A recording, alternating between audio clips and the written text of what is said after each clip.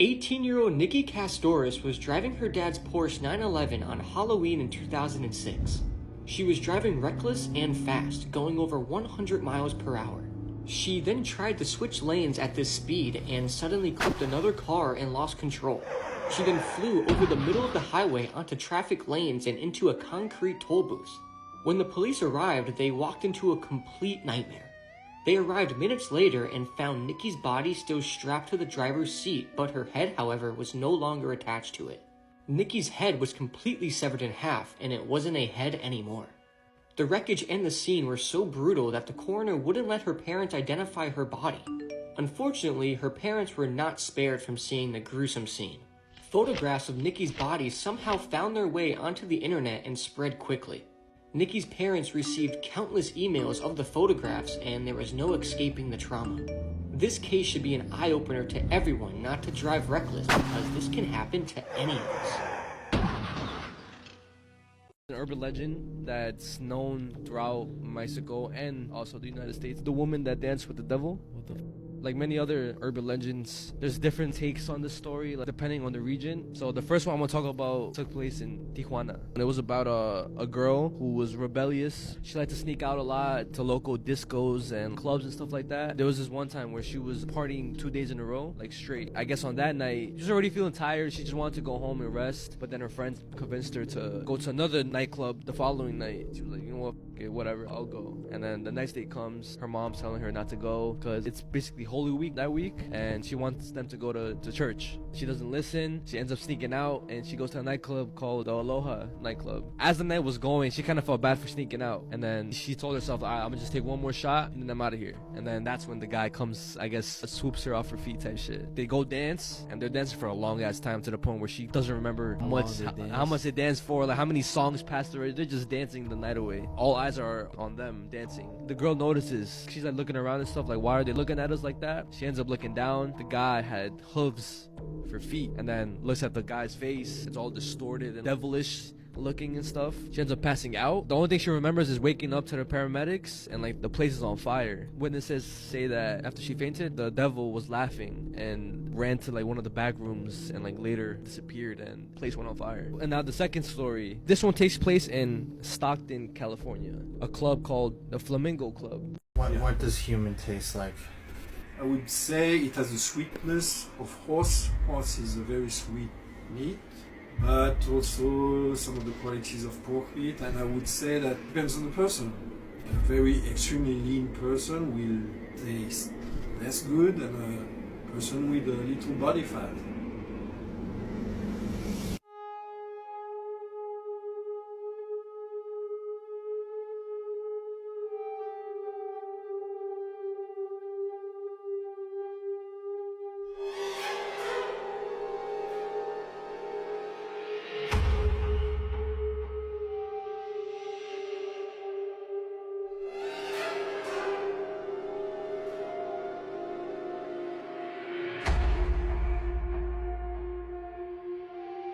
If you guys want to see the full interview that I did with the vampire of Paris, Nico Clos, who, yes, is an actual cannibal. He served time in prison because he killed a man.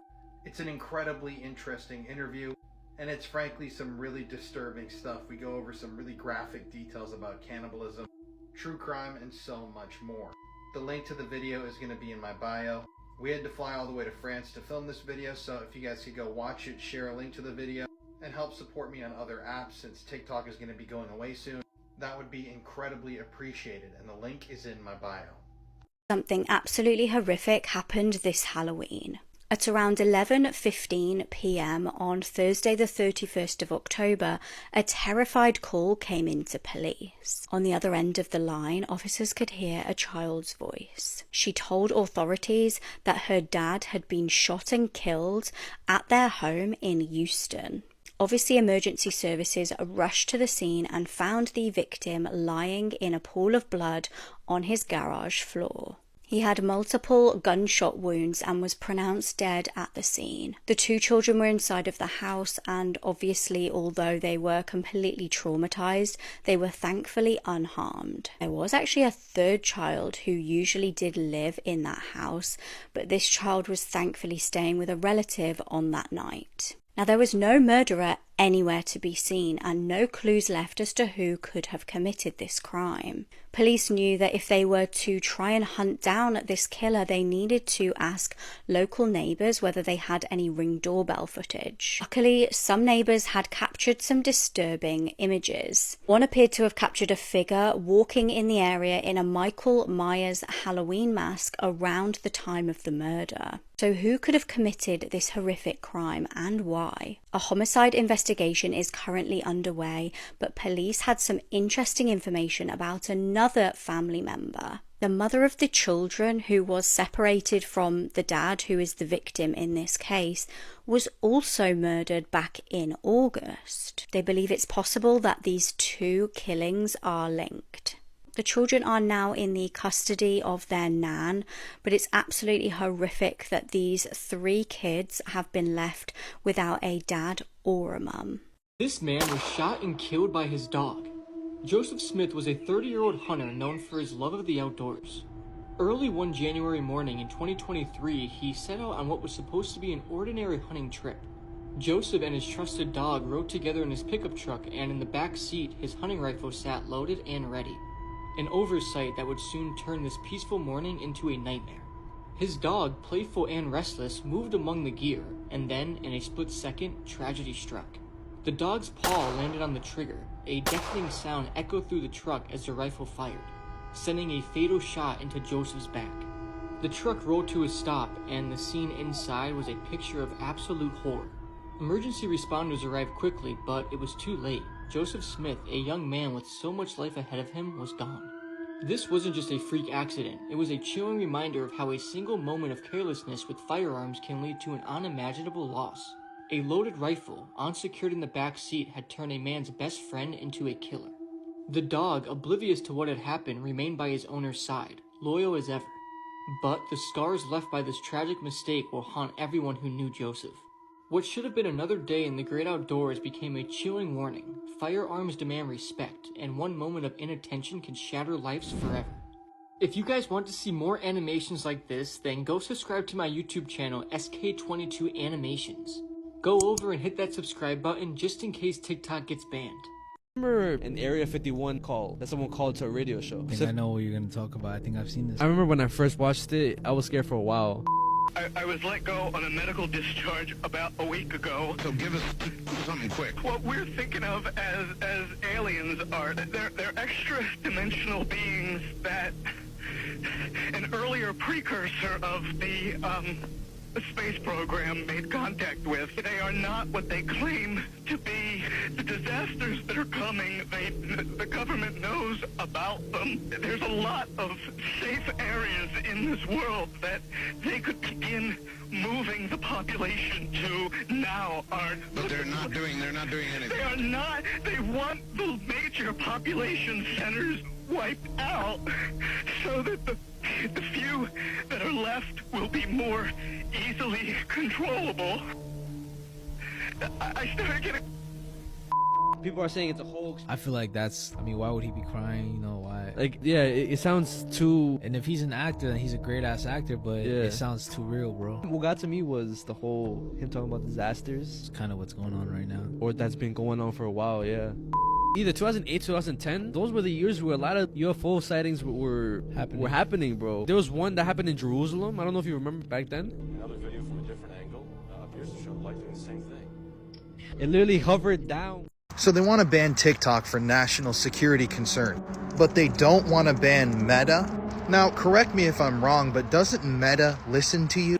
Don't apps like Facebook and Instagram listen to you actively throughout the day and then use that information that it collects on the user to advertise products to you? Make this make sense to me. In the past, Meta has faced legal repercussions because it's been spying on its users. It's been caught stealing data, selling data, leaking sensitive information. It's been proven that there was foreign interference in elections through Meta platforms. And give me a goddamn break. Mark Zuckerberg just gets online this week with a black t-shirt and a gold chain and expects to be suddenly the cool pariah of free speech. I'm not buying it, man, and I'm pissed off, and I have personal experience here. About 6 months ago, I made a documentary on YouTube, and I was promoting it on Meta. The documentary was about a secret society, aka a grove in America, and my video was filled with real verifiable information, not only gathered through interviews I did in person when I visited, but through books and newspapers and online resources. And after I posted my promotional video for that documentary, both my personal Facebook and my personal Instagram account were taken down. So for the past few months, I've been unable to access my business Facebook account, and I lost all my photos on my personal Instagram stretching back years, and also videos and photographs that were on my Facebook that stretched back all the way to like 8th grade.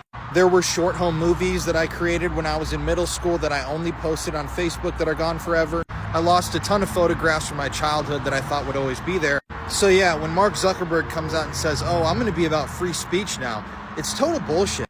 It's pandering. They're not about free speech. None of the American-controlled platforms are about free speech. And that's why they're afraid of TikTok, because these 3-letter alphabet agencies can't get control over what's being posted on here, about what people are talking about. So at the end of this, please, if you don't follow me already, be sure to subscribe to my YouTube, The Paranormal Files and The Conspiracy Files. Listen to my wife and I's podcast, Murder in America, and help support us, because we've been doing this for years now. I worked my ass off to build this TikTok platform, recording thousands of videos, traveling to locations, ghost hunting live on here, creating content almost every day for like 4 years. And the US government doesn't like it, so now it's just gonna disappear. And on my channel, The Conspiracy Files, which you can also listen to as a podcast on apps like Spotify and iTunes, I'm going to continue talking about and exposing government pedophile rings, cover-ups, assassinations, and so much more.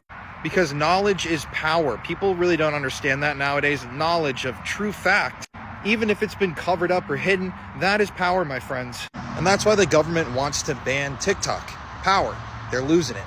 Started out as a fun country music festival would descend into complete horror. It will be remembered as one of the deadliest mass shootings in US history. This will obviously be me telling the shorter summary of the case, but if you want a real deep dive, head over to the Bourne Investigation. On the 1st of October 2017, a music festival was underway called the Route 91 Harvest Festival. As Jason Aldean was finishing his set at around 10:05 p.m, gunfire could be heard. Bullets sprayed the crowd and around 22,000 people started running for their lives. Those caught up in the horrors on the ground had no idea that they were being fired at from the 32nd floor of the Mandalay Bay Hotel. The shooter was 64-year-old Stephen Paddock. Stephen was born in Clinton in Iowa and had a bank robber as a father. Stephen ended up working at several jobs but making quite a lot of money in real estate, and he became a Vegas regular.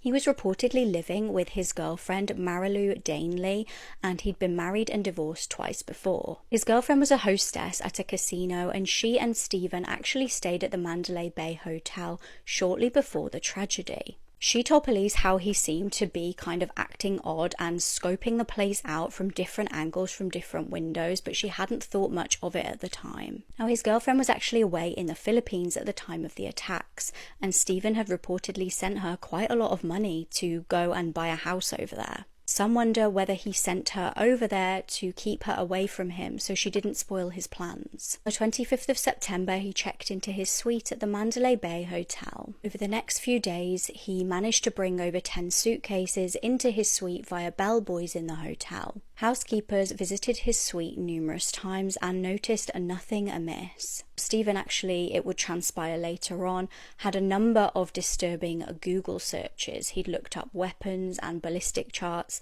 and he'd set up 23 weapons inside his hotel room. Stephen then also set up cameras which could have helped him keep a lookout for people coming up to the room. On the evening of the attack at roughly 9:30, Stephen deadbolted the door to his room. At roughly 10 p.m, a security guard made his way upstairs to investigate a door alert on Stephen's floor. At 10:05, Stephen smashed out 2 windows of his suite with a hammer. He then opened fire on the 22,000 people below. Now, at first, people actually mistakenly thought that it was just fireworks. As police raced to Stephen's suite, he showered bullets onto the crowd before firing through the suite door, hitting a security guard in the leg. Over an hour since the first gunfire, the SWAT team used an explosive to enter the room. They found Stephen deceased on the floor from a self-inflicted wound. 60 people were killed in the tragedy and 867 wounded. Obviously, not to mention the countless amount of people completely traumatized by everything that they saw on that night.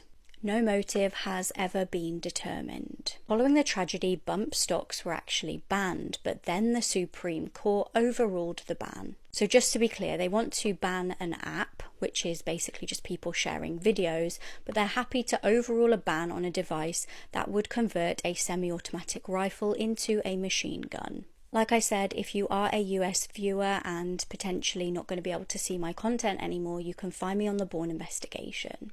However, coined the phrase, "You can't make this stuff up," might have known the story of real-life boogeyman, Albert Fish.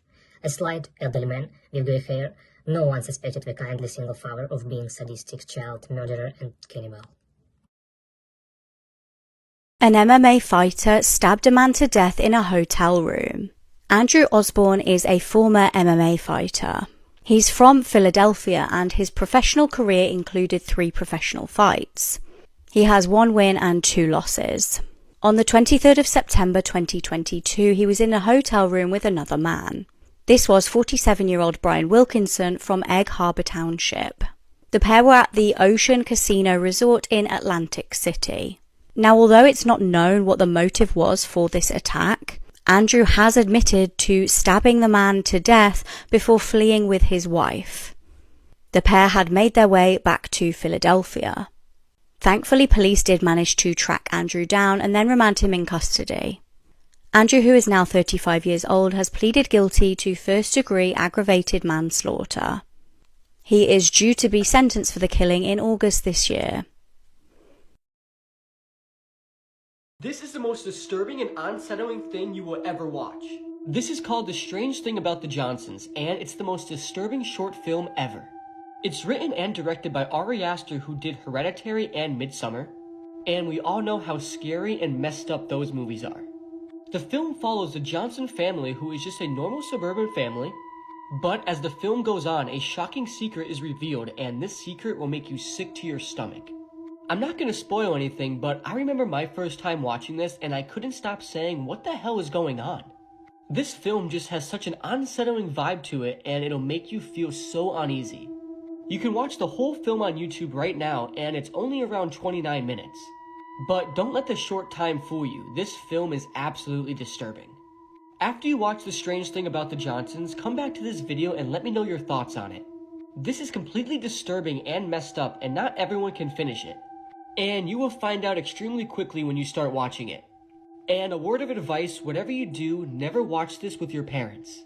The next story was from my aunt, my great aunt to be specific. I want you guys to let me know what you guys think. If you guys think she saw the devil or... I don't know what it is, bro. The devil? So recently, my great aunt from Mexico is visiting and she's staying with my other aunt. It was one of those nights where they were just chilling, talking, having fun. And she said that around 12 is when everybody started going to the rooms to sleep. When she was getting close to knocking out, she said that she started hearing horses outside the window, walking on the road. She was like, horses? There's no fucking horses around here. I didn't see no fucking horses around here. Mind you, they live in the suburbs. There's no horses around yet. So she gets up quietly and then she looks out the window and she sees nothing. So she lays back down, tries to go to sleep again. But this time, she ends up hearing the front door open. And then she hears somebody coming up the stairs slowly. And at that point, she gets up from the couch slowly, but like she's just listening to see if somebody will come up the stairs and she'll see somebody come up from the stairs. But she doesn't. And she starts walking to the railing slowly. And she says that she was about to look over the railing, but she just had like an overwhelming feeling of dread and being scared. So she just decided not to look over the railing. She ends up going back to the couch, tries to like play it off saying it's nothing, it's just probably just like the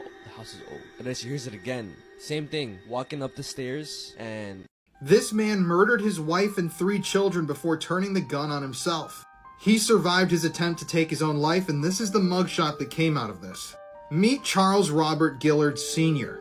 In May of 2022, Charles snapped. At the end of May in 2022, at around 2:30 p.m., the police were called to this residence in Michigan. When they arrived, they were met with an extremely gruesome scene. They found the bodies of a mother, a father, and 3 children. All had been shot and nobody had any idea what had happened. The children were identified as Ronald, Joshua, and Dawn Gillard. They were only 3, 4, and 6 years old. And the woman whose body they found was 40-year-old Dawn Gillard. The first responders who responded to this crime scene have gone on the record and stated that it was the most gruesome thing they'd ever come across. The first responders, in fact, had no words to offer upon seeing the scene. It was truly unlike anything they had ever witnessed. So I haven't been able to find any more information about what exactly led up to this incident, but it's known that on that day, Charles Gillard took a gun, murdered his wife and 3 children, and then tried to take his own life but failed miserably. He survived his own unaliving attempt, spent weeks in the hospital recovering, and now he's going to prison. I'm honestly glad he lived so that he could be sent to prison, because this man really needs to suffer. Take a closer look at this photo. Although at first glance this looks like a lovely family photograph, if you look closer it's just about the most disturbing photo that you could see. It was New Year's Day 2011 in Caloocan in the Philippines. Local politician Reynaldo Dagsa was 35. He was a member of the Peacekeeping Action Team and therefore had inadvertently made enemies with people involved in organised crime. He was gathered together with his family outside of his house. He was just about to take a photo of them all together. That's when his assassin popped round the corner. Captured in the image is a man aiming a weapon at Reynaldo. He had unknowingly taken a photo of his killer assassinating him. Milliseconds later, Reynaldo was shot dead. Now the photo that he had taken obviously understandably was heartbreaking, but it was like gold dust to the investigators. They now had a clear photograph of the killer. They were able to identify the gunman as a convicted robber from the area who was out on parole. His name was Arnel Buenflor.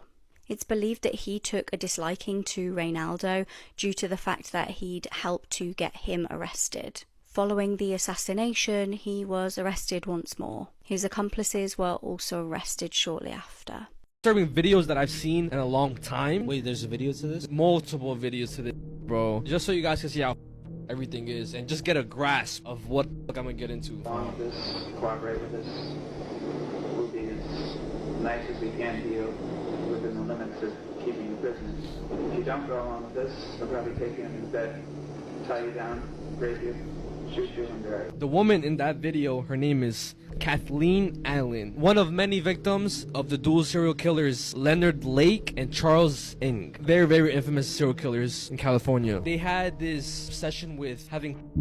So they would capture their victims, they would torture them, SA them, and then murder them in this cabin that Leonard Lake built and put VHS cameras on every single room, so obviously he could record all the torture, everything that they would go through. 12 victims. It's confirmed 12. Some people say it could have been 25 victims. He also recorded a manifesto in his bunker, which I'm gonna show you right now, which is obviously also very disturbing because he tells you why he's doing it, what's he gonna do. Good evening.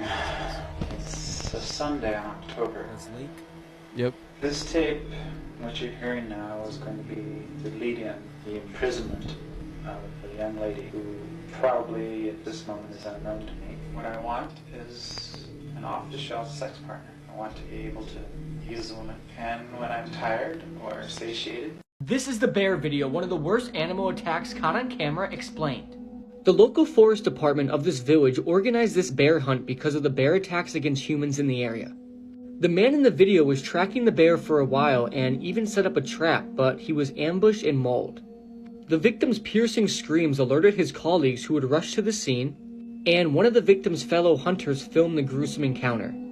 As you play the video, you see the man laid out on the floor wearing a green jacket with the female sloth bear on top of him, and immediately you hear the victim's awful screams, and these screams are way different from any of the screams you will ever hear. The camera zooms in and you see the bear has almost mounted the victim and has its jaws locked around the victim's face. And it seems the bear is going for the throat. Loud commotion can be heard in the background, and the crowd tries to stop the bear from attacking by firing their guns and throwing stones at it. As the victim wrestles underneath the bear, you see some of his injuries. His face and throat are covered in blood, and the ground is also stained with blood. You can see the bear bite his face and pull, ripping a piece of flesh from his face. The bear then shakes its head to get the blood off its face, and it then goes in for another bite, and this time, biting the man's throat and pulling away sharply, and it appears as a piece of flesh hanging from the victim's head. The video then ends as the mauling is still taking place. There's rumors that there's a longer version of this video, but I haven't seen it yet. According to reports, the attack lasted about 10 minutes until the bear was finally shot and killed, but the injuries the victim had would result in his death. I don't recommend looking for this video, mainly because of the graphic nature, but also because the screams of the victim are definitely the worst screams you will ever hear. Just imagine being attacked by a bear and being pinned down underneath it, while it just rips you apart and there's nothing you can do. The thought of that is just absolutely horrific. This was the final photo of a man at a Halloween party before he was found dead. Chillingly, the case remains unsolved to this day. Chris Jenkins was a popular and smart 21-year-old. He was studying business at the University of Minnesota. He was the captain of the lacrosse team and had a great sense of humour. It was Halloween 2002 and he attended a party with his girlfriend. At around midnight, he was kicked out of this party and left behind a few of his possessions. This included his phone, wallet and jacket. The bouncer reportedly saw him walking away on his own and he was never to be seen alive again. Disturbingly, many other students disappeared in the same area. 6 days later, 22-year-old Michael Knoll vanished after going out to a bar. 3 days later, 20-year-old Josh Gumond also disappeared without a trace. He again had been at a party. They all disappeared in the Minneapolis area. They were roughly the same age, they were the same kind of height, and they'd all been to a party. On February the 27th, 2003, Chris's body was tragically discovered. He was found in the Mississippi River. An autopsy determined he'd drowned. Police claimed it was either an accident or a self-unaliving. Chris's parents, however, don't believe this, and they think their son was murdered. A private investigator got involved, and they said that he didn't seem to have injuries that would have been consistent with somebody who jumped off a bridge. There was also evidence to suggest that his body hadn't been in the river the entire time he was missing. Retired detectives also had a look at Chris's case. They said the position of his body and other physical evidence showed that it was no accident. In March, Michael's body was also discovered in water, but this time it was in a lake. In 2005, a prisoner came forward to give police a tip. He said that him and another man had tried to mug Chris that evening. He said that he had nothing of value on him, so they launched him into the river. However, this didn't sound right either. He was still wearing slip-on shoes, his shirt was still tucked in, and he had his arms crossed. Chris's case remains baffling, and at the moment it's still unsolved. There's also frustratingly little updates on the other male victims in the area.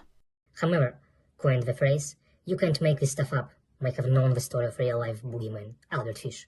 A slight, elderly man with grey hair, no one suspected the kindly single father of being sadistic child murderer and cannibal. White House GIF. I don't know if you ever heard about this. I never heard about the White House GIF, but I heard about like GIFs, GIFs, whatever. yeah. And I got this from a YouTuber. He's the one that first talked about it, so I want to give him his credits. Lazy Masquerade. It's very, very eerie and disturbing once you know like the backstory to everything. We already know how those scary videos, curse videos were really popular back in the day. They would pop up. We would send them to people. This one wasn't as popular, but it was mostly associated with a video called Why You Never Became a Dancer. So that's just the whole video? A song by a band called White House. The song or whatever had nothing to do with the image it was showing, and the identity of the woman remained unknown for like a really long time. So it wasn't until June of last year that they found out who she really was, and a lot of people thought it was fake until a Reddit user, his name was Lane Campbell 77, ended up posting on his Reddit thread that he found a book that was about a Japanese serial killer. His name was Kiyoshi Akubo. He was one of Japan's most notorious serial killers. He had killed 8 victims, one of them being that girl. And her name was Reiko Takemura. One day he had picked her up, the same thing that he did to everybody else, asked her if she wanted to be a model so he could paint. When in this car, Kiyoshi got the impression that Reiko, she liked him. Kiyoshi tried to say that, let's go back to like a motel. Reiko was saying, do you really think I'm that type of girl? Later on, they ended up going through this forest road, and he tried to force himself onto her. She obviously slapped him. She tried to run away. He caught up to her. He strangled her to death. The only reason he was caught was because of Reiko's brother. He made it his mission to find Kiyoshi. It was just one night where he... Little boy woke up to find his parents and 3 brothers dead in their home. He was the only one left alive. In November 2022, an episode of Discover Oklahoma aired on TV. The show featured a couple, Jonathan and Lindsay Candy, talking about their experience of living in the area. The pair were described as customers of a local bakery and talked about how much they loved the food. Less than 2 years later, they would be found deceased inside their home alongside their 3 sons. It was the 22nd of April 2024. A 10-year-old boy placed a panicked 911 call explaining that all of his family was dead. The boy, who is being kept anonymous at the moment, was in his bedroom asleep at the time of the killings. He had his door closed and a fan on. Inside the home was his dad, Jonathan, and his mum, Lindsay, deceased. 3 children were also killed inside the home: Dylan, aged 18, Ethan, aged 14, and Lucas, aged 12. It's reported that investigators believe the parents got into an altercation. Jonathan is then believed to have shot his wife and his 3 sons before turning the weapon on himself. The child's uncle, named Brent, began a fundraiser online to help raise money for funeral costs and the costs of counselling for the boy. The child is believed to currently be staying with his family. The relatives of the child state, "Our entire family has been left shattered and confused, with so many questions we won't ever have answers to. I simply can't fathom what went on, but please hug your family tight. It's going to be a very long healing process for everyone affected." This young man got ran over by a train and lost both of his legs. In 2017, Jacob Ohl lost both of his legs below the knee when he was run over by a train in LeBern. Jacob was walking along the train tracks with earbuds on March 2nd when he sensed but didn't hear a train approaching behind him. Jacob's lawsuit also claims that the CSX train did not have properly functioning front-facing cameras, preventing the train's engineer and conductor from seeing Jacob in time to avoid hitting him. The CSX company also did not put up fencing or any other warning devices to keep pedestrians at a safe distance from the tracks. Jacob was also at least 1,000 feet away from the train when the conductor first saw him, but they did not ring the train's bell, blow the train's horn, or apply the emergency brake before hitting Jacob. It also took a half a mile for the train to completely stop after hitting Jacob. Now, what I'm about to show you is the 911 call Jacob made right after getting hit by the train. And keep in mind, he just lost both of his legs. They were literally amputated from his body from the train. And just listen to how calm he's talking. It's like he didn't even get hit by a train. 911, the location of your emergency. I just got hit by a train. Okay, where are you? I'm off the path of the park in downtown Melbourne. Okay, were you walking or were you driving? No, I was walking. Okay, but you're okay? Like, you sound like you're... No. Okay, are you still on the tracks? No. Is there anybody around you that you can... I don't see... flag down? No. Okay, hold on a second. I'm going to try and figure out where you are, okay? Okay. And you're off the tracks, correct? Yes. Okay. How old are you, sir? 17. And what part of your body was hurt? My legs. Okay, are they broken? I think it cut them off. It cut them off? Jeanette McCurdy has come out and made some pretty disturbing allegations about her time spent working at Nickelodeon, and people are convinced that they're about Dan Schneider. So if you remember, in 2022, Jeanette released her memoir, I'm Glad My Mom Died. And her book, which is a great read, dives into some really dark territory. But I want to talk about the times that she mentions someone called the Creator. In her book, Jeanette references the Creator a number of times, and people have jumped to the conclusion that the Creator may be referring to Dan Schneider, the man who created a bunch of the most popular shows on Nickelodeon. A man who has been called a creep many, many times. So let's talk about the book. In the book, Jeanette says that the Creator tried to persuade her to drink alcohol many times when she was a minor, and would say to her, "Come on, the kids from Victorious get drunk together all the time." She also claims that the Creator gave her an unwanted shoulder massage. This is a quote from her book. She said, "I want to say something to tell him to stop, but I'm so scared of offending him." Now, these connections are all alleged, keep in mind, but it has come out, and this has been confirmed, that Dan Schneider would have extremely angry outbursts on set. and people who worked for him were consistently afraid of him. And I want to remind you, we still don't know who the creator is. But something else extremely compelling is that Jeanette says she was offered $300,000 by Nickelodeon to never go public about her experiences behind the scenes with the creator. But she denied this payoff. And this is a quote from her in the book. She says, "I'm glad I didn't take it because I'm able to talk about it and I don't have to have that secret haunt me." So who exactly is the creator? People still have no idea. But it is crazy. Nickelodeon offered her $300,000 preemptively to stop her from talking about her experiences with this mysterious man. And what exactly happened? I mean, we might never know. But $300,000 is a pretty big payoff. And whatever the creator did must have been pretty bad. The only one that can really reveal all of this is Jeanette McCurdy herself.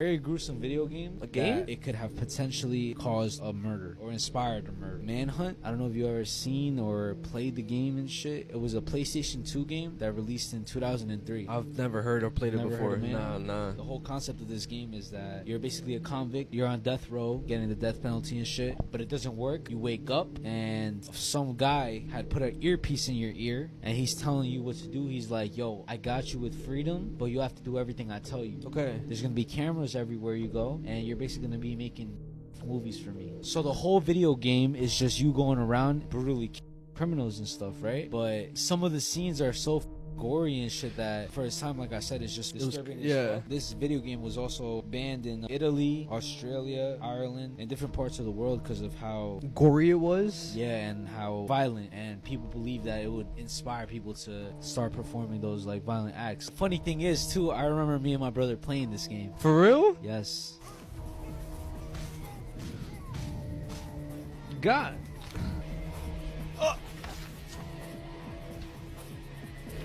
See what I was saying, bro? Bro just decapitated. Oh my gosh. The reason why this even happened was because of the game. A year after the game was released, Warren LeBlanc, he ended up luring his friend Stefan Pakira to a park, and he beat him with like a claw hammer. Sometimes true for stranger than fiction. The case of Richard Trenton Chase is a story which even the most depraved horror writer would struggle to create. Over the course of 4 weeks spanning across 1977 and 1978, Richard Chase took the lives of 6 innocent victims in Sacramento, California. His murders gradually progressed in violence, beginning with drive-by shootings and culminating in acts of cannibalism. We need to talk about the infamous Russian pedophile and snuff film ring. So just so I'm factually correct, here's the article I'm talking about here. So in the year 2000, a massive scandal rocked Russia. In that year, Russian authorities uncovered a pedophile ring that ran all the way from Russia to the United States. There were over 5,000 members that were busted in different countries, but the exact details of these crimes are really hard to stomach, so viewer discretion is advised.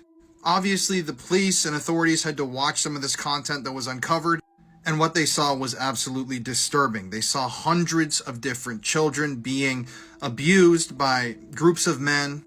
And on top of that, after the abuse was over, these children were then brutally tortured and killed on camera. Now, something extremely disturbing is that these videos made over $470 million worth of revenue. Just stop and think about that for 1 second. Just stop and think about how much money that is that people were paying to watch these videos. There were people in the US purchasing these tapes. There were people in the Middle East, people in Russia, people in Italy. And in fact, when they were covering this news story, 2 European TV stations accidentally broadcast images and video from the tapes. Graphic, uncensored material. Obviously, the whole team that was involved in that was fired. But the police officers and authorities who actually worked on this case have gone on the record and said every single night since then, they still hear children screaming in their dreams. So these rings operated throughout many different countries, including Italy, Russia, all throughout the Middle East.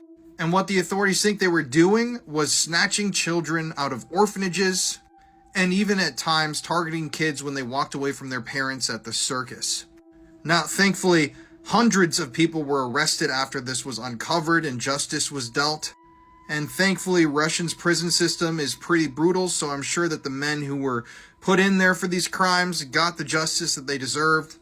But this is absolutely frightening because this stuff is still happening today in 2024, It's not just happening in Europe, it's happening in America. There's so much more we could get into here. But yeah, we need to continue to talk about this stuff to raise awareness that this is happening. This is the murder of James Bulger, one of the most heartbreaking true crime cases ever. This is James Bulger, and he was a 2-year-old toddler living in Liverpool, England with his parents. And on February 12th, 1993, he was abducted from a shopping mall in Bootle, Merseyside. His father briefly let go of his hand while they were at the mall, and John Venables and Robert Thompson, who were both 10 years old at the time, approached James and lured him away. The abduction was caught on security cameras right here, and the footage showed the two boys leading James away. And after abducting James, John Venables and Robert Thompson took him on a harrowing journey through various locations in Liverpool, during which they subjected him to severe physical and emotional abuse. And you won't believe what these two 10-year-olds did to this 2-year-old boy. They took James to train tracks where they threw blue paint into his eyes, kicked him, stomped on him, threw bricks and stones at him. They placed batteries in his mouth and may have inserted them into his anus, although none were found there. They dropped a 22-pound fish plate on his head. They hit him in the head with a metal bar countless times, which caused 10 skull fractures. James Bulger suffered so many injuries, 42 in total, that none could be identified as the fatal blow. Thompson and Venables then laid James across the railroad tracks and weighted his head down with rubble, hoping that a train would hit him and his death would be ruled as an accident. After that, they left the scene, and James Bulger's body was then cut in half by the train. James's severed body was discovered by a group of children 2 days later, and the forensics testified that James Bulger died before he was struck by the train. John Venables and Robert Thompson were charged with the abduction, torture, and murder of James Bulger. The case received widespread media attention and was deeply emotional and a controversial trial. The boys were found guilty of the charges, and they were initially sentenced to be detained at Her Majesty's pleasure, which allowed them to be held in custody for as long as necessary. They were sent to separate secure juvenile facilities but were eventually released on lifelong parole as young adults. The James Bulger case remains one of the most distressing and tragic true crime stories. Every time I come across this case, it just never sits right with me. I can never understand how these two 10-year-old boys could just take a 2-year-old boy away from his parents and then proceed to brutally torture him and kill him. This case is just sickening, and let me know your thoughts on it. This Japanese urban legend is one of the most chilling, disturbing ones. The legend is called Kushisaki Onna, which means the slit mouth woman. If anybody's in Japan, or if you ever go to Japan and you see a woman in a trench coat and a surgical mask, and she asks you, "Am I pretty?" Yo, I heard about this. Run away, bro. And it starts off with a woman who was really, really beautiful. She was married to a samurai. She would go out in the town and stuff. The people that would stare at her, she would ask them, "Do you think I'm pretty?" Her knowing obviously the answer, but she just liked the attention. What about her husband didn't like that she was getting all that attention, and there was a point where that woman ended up having an affair with another man. The samurai found out, obviously was furious, has the plan to basically make her pay. So there was one day where he ran up on her, pressed the knife against her cheek, and cut a smile from ear to ear. Literally told her, "Who's gonna think you're beautiful now?" She ended up dying, and she returned to Earth as a vengeful spirit who haunts the streets of Japan. She would approach you, and then she would ask you, "Am I pretty?" Depending on your answer, there's different outcomes. If you say no, you automatically die, bro. She takes out long-ass surgical scissors, she kills you. If you say yes, she gets closer to you, unravels the mask, and then you see her disfigured smile, and asks you again, "Do you think I'm pretty?" If you say yes again, she cuts the same slits, basically match her smile. People say that they came up with a way to try to avoid her is if she asks you if she's pretty, give her a generic, boring answer like, "Not your average," because it'll confuse her. That gives you enough time to run away. 5 out of 10, like, you can do better. This boy's parents bought him a gun as a Christmas present. He would end up becoming a school shooter. It was the 30th of November at Oxford High School in Michigan. Rumours had been circulating at the school about the potential of a mass shooting, and the school had investigated this. The school published a note to parents stating that they couldn't find evidence of an active threat. A horrific incident had occurred in the November where a severed deer's head was thrown off the school roof onto the playground. Teachers still deemed there to be no threat to students though. The teachers and students had been part of active shooter drills, and the doors had safety locks fitted. Now, just as a side note, when I worked at an American summer camp, as part of my induction, we had to do active shooter drills with real firearms, and I thought it was absolutely horrifying. On the day in question, 15-year-old Ethan Crumbly entered the school armed with a semi-automatic handgun. CCTV captured him firing into the hallways and systematically going from room to room, classroom to classroom, firing at his fellow students. A voiceover on the intercom alerted students to the threat, and several students and teachers barricaded doors. Ethan went round firing his weapon through the locked doors. Police received over 100 911 calls and raced to the scene. The entire shooting lasted around 5 minutes, and Ethan callously murdered 4 students and injured 7. Students escaped out of windows and were evacuated to nearby locations. A local woman helped fleeing children into her house. Ethan was arrested unharmed. The victims were 17-year-old Madison Baldwin, 16-year-old Tate Meyer, and Hannah St. Juliana, aged 14. Tate was apparently injured trying to stop the gunman. 17-year-old Justin Schilling succumbed to his injuries just days after the shooting. Now, Ethan was charged as an adult for his crimes, and in December 2023, he was given life imprisonment without the possibility of parole, plus 24 years. Interestingly, his parents were then charged with involuntary manslaughter. It transpired that they failed to take steps that they could have taken in order to prevent the tragedy. They'd purchased the gun as a gift for Ethan and failed to keep it properly secured. They'd also actually been called into the school for a discussion after Ethan had drawn a violent picture, including a weapon. It was just hours later that he began his rampage. His parents, Jennifer and James, failed to attend court, and a manhunt ensued. They were finally hunted down by police in Detroit. They were convicted of involuntary manslaughter and were given 15 years in prison with the possibility of parole after 10 years. This woman, 44-year-old J.D. Watts, intentionally handed her mother, who had severe dementia, a handgun so that she could just take her own life. J.D. was her mother's primary caregiver, and it's been said that she was just sick and tired of taking care of her mother. On September 10th, home surveillance footage shows J.D. leaving her mother's bedroom with a handgun. Then she showed her mother how to use it and basically told her to use it on herself. 72-year-old Linda then fired 2 shots, taking her own life. Investigators found evidence of JD being extremely cruel to her mother. She was constantly speaking down to her and referred to her as a toddler. JD always complained about being her mother's caregiver and just wanted her to die. But she did not get away with this and was charged with felony murder in the 2nd degree. I started shooting with a firearm in a McDonald's because the employee had forgotten the bacon in my burger. My name is Shenika Monique Torres, and I was 30 years old in 2015 when I went to McDonald's to order food. I placed my usual order at the drive-thru of a McDonald's in Michigan, ordering cheeseburgers with bacon. When I received my order, to my great disappointment, the bacon was missing from the cheeseburgers. I felt horribly betrayed and asked to speak to a restaurant manager. He apologized for the mistake and offered me a free meal as a goodwill gesture. I accepted his offer and left the McDonald's. A few hours later, hunger began to set in again. I returned to the same McDonald's and ordered the same burger once more. The employee who prepared my bacon burger forgot the bacon again. This triggered an indescribable rage in me. I then pulled out my gun and fired through the drive-thru window. Fortunately, there were no casualties. I was arrested and sentenced to serve a prison term of 3 to 7 years. What judgment do you think I deserve for what I did because of that employee who forgot the bacon? I glued my husband's penis to his stomach while he was sleeping. I am Tracy Wood Davis, a woman who discovered that her husband was cheating. When I learned the news, I was devastated and furious, and I decided to seek revenge in a creative way to make him understand the extent of his betrayal. One night, while my husband was sound asleep, I carefully applied super glue to his penis and glued it to his stomach. My goal was to cause him embarrassment and discomfort, making him realize the pain he had inflicted on me by cheating. The next morning, my husband woke up and discovered with horror what I had done. He was forced to see a doctor to resolve the delicate situation I had put him in. My story quickly made headlines, and I became infamous for my act of revenge. I hope that my story can serve as a lesson to others facing similar situations, encouraging them to find constructive solutions to deal with infidelity.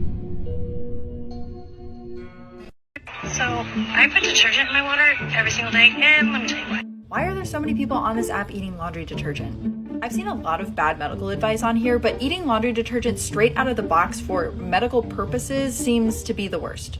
It's ironic because tonight's episode is all about horrible medical advice that's been given throughout history. And if you think drinking borax is bad, wait until you hear about the time that a bunch of housewives accidentally got hooked on meth. So basically, during World War II, this new inhaler comes out. And doctors soon figure out that patients love this inhaler. Like, love it so much, they buy the inhaler just to crack it open and eat the medicine out of it. And doctors also realize that the patients are losing a lot of weight, which is something they can make money off of. So enter amphetamine-based weight loss pills. Doctors were prescribing this meth microdose to women by the handful. And at first, women were like, great, I have all this energy and I'm losing weight. But then they started experiencing something called amphetamine psychosis. Like, they were straight up seeing demons in their toilets and thought everyone wanted to kill them. This is one of many pieces of terrible medical advice that's been given throughout history, so follow along for more tonight. Don't get me wrong, the new Willy Wonka movie looks fine, but there's no way it's going to be as dark as the original book. We're talking dark enough to not make any cut of any of the movies. Also, I cover stuff for the darkly curious here, and if that's you, you might like the podcast. So in all the movies, we see the Oompa Loompas as these like singing, dancing, unbothered henchmen of Willy Wonka's. But in the book, they are so much darker than that. In the book, Oompa Loompas are pygmies from Africa that Willy Wonka kidnapped and brought to his factory. Look at this passage. Once Willy Wonka realizes that they'll work for beans, he shipped them over here, every man, woman, and child in the Oompa Loompa tribe. It was easy. I smuggled them over in large packing cases with holes in them, and they all got here safely. But the book came out in 1964, and at that point, slavery had been abolished in the UK for almost 160 years. So rightfully so, people were not happy with this portrayal. But this is just a good reminder that Willy Wonka is the villain of these movies. He's a curmudgeon shut-in with Peter Pan syndrome who invites children to his factory to watch them die. And then he acts as if you're the one annoying him. Anyways, this one looks very light and fluffy and not that. My mother killed me by throwing me out of the car window when I was only 2 months old. My name is Arya Rose, and this event occurred on November 20th, 2018, in Bali. My mother, Nicole Stasio, 32 years old, and originally from California, had taken me with her in the car. While we were driving, my mother unfastened me, then opened the window and heartlessly threw me out. Due to the speed at which we were traveling, I died instantly. My mother continued to drive at high speed, then opened the car door and threw herself out in an attempt to commit suicide. She didn't die but suffered serious injuries without any lasting consequences. Investigators discovered that she was suffering from severe postpartum depression, which would explain why she committed this horrendous act. My mother, Nicole Stasio, was not interrogated or judged for her actions due to her mental health condition. No justice was therefore served for what my mother did to me that day. Did you guys know that these Disney stars were arrested and some even spent time in prison? Starting with the one that shocked me the most, Phil Lewis, who played Mr. Mosby on The Sweet Life of Zack and Cody. He went to prison for manslaughter. So in 1991, way before The Sweet Life of Zack and Cody aired, Phil killed a 21-year-old girl while drinking and driving. But he was released early and only served 1 year because of the work he did in prison. Next, we got Debbie Ryan, who played Bailey Pickett on The Sweet Life on Deck. When Debbie was 22 years old, she was arrested and charged with a DUI after she crashed her car with another person and severely injured them. Okay, this one's crazy. Back in 2018, Adam Hicks, who starred in Zeke and Luther, was arrested after going around pointing guns at people and robbing them with the help of his girlfriend, Danny. He ended up getting only 5 years in prison, and now he's pursuing his music career and he's on TikTok. Now, this one definitely caught me off guard because Mitchell Musso played such an innocent kid on Hannah Montana, but he was arrested for public intoxication on August 26th of this year when he apparently stole a bag of chips from a store, but he denies this ever happened. Mitchell was also arrested back in 2011 when he was 20 years old for a DUI. Let me know which one surprised you the most because mine was Mr. Mosby. This person predicted 9/11 and now they're predicting a nuclear war in 2023. This is the famous blind fortune teller named Baba Vanga. She predicted the 9/11 attacks and also is predicting a nuclear disaster that will devastate the entire planet before the end of 2023. Although she passed away over 25 years ago, many of her predictions are believed to have come true even after her death. Baba Vanga is said to have foreseen that a powerful country will use a biological weapon in 2023, resulting in a large number of deaths. She also predicted the end of natural pregnancies this year, with babies all being born and created in a laboratory, and the selection of specific traits like hair and eye color being controlled by the government and medical experts. It's crazy that Baba Vanga predicted this because a recent article just came out that lab-made babies could be a reality by 2028. But let's see if Baba Vanga predicts it correctly and it happens 5 years before. It's not like everything Baba Vanga predicts comes true, but a lot of the things she does predict come true, like 9/11. All in all, do you think a nuclear disaster is going to happen in 2023? Or do you think Baba Vanga is just predicting nonsense? I hope she is, because I don't want any sort of nuclear war ever on Earth. And let's all hope Baba Vanga is wrong. A Pennsylvania woman was charged with plotting to have her ex-husband's new wife killed after an undercover sting. A 56-year-old woman in Pennsylvania was arrested after allegedly attempting to hire a hitman to murder her ex-husband's new wife and her teenage daughter. Marilyn Zhu was arrested on December the 18th, 2022 and charged with attempted murder and money laundering. In December 2022, intelligence came in that Marilyn was potentially searching for a murder for hire. The Special Investigations Unit intervened to try and catch her in the act. Marilyn allegedly met up with a man that she didn't realise was an undercover police officer. She was apparently attempting to put the plan in motion. It's reported that Marilyn gave the officer 2 photos of the intended victim, $21,000 in cash, rubber gloves, and a towel to assist in carrying out the crime. It's alleged that Marilyn told the undercover officer that if it happened that the victim's daughter was there when the murder took place, she would actually need to be killed too. It's believed to have been agreed that Marilyn would then pay the hitman $20,000 extra once the job was done. Shortly after this, Marilyn was arrested, and when they searched her property, they discovered another $18,000 in cash. She's currently being held until her trial.